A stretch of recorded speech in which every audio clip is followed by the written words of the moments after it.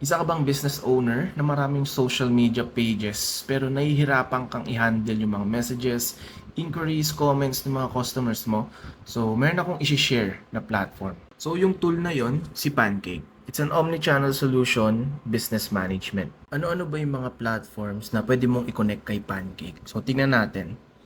So, ito yung mga pwede yung i-connect. Facebook, Instagram, TikTok, WhatsApp, Telegram, YouTube, Shopee, Line, Google, Chat Plugin, Lazada, and Tokopedia. So, madaming social media platforms ang pwede mong i-connect kay Pancake. So, kung makikita nyo dito, meron akong pages from Facebook, Instagram, and TikTok.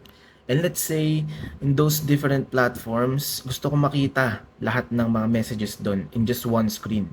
So, i-click ko lang tong multiple mode. And then, pipiliin ko yung mga pages na gusto ko makita. For example, ito, Facebook and Instagram.